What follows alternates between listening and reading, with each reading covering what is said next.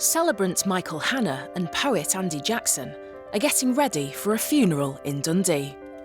But unlike most services, this one is unlikely to have anyone else present. A lonely funeral is one where the person who has died has become disconnected with friends, with family, and there is no one to turn up. There was a project which began in the Netherlands where poets would take whatever information was known about these people and turn that into a poem, which was then read at the funeral. To make sure that everyone is given a respectful send-off, Michael and Andy are now offering them here in the UK.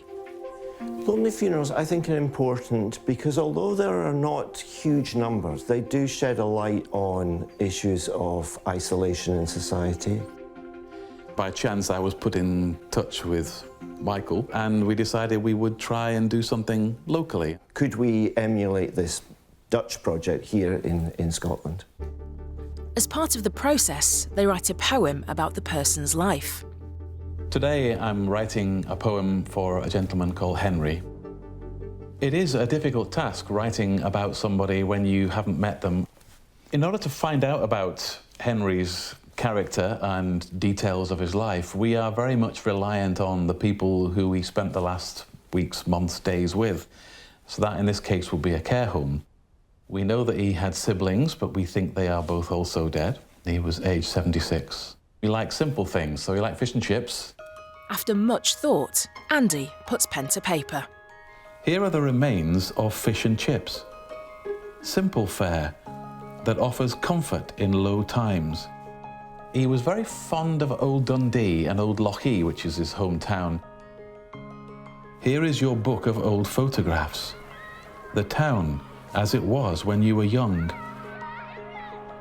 But the real gold dust for us was that he was a fan of Elvis. It takes Michael and Andy a few days to piece together what they've unearthed about Henry's life. It's important the poem is about Henry and not just about a person.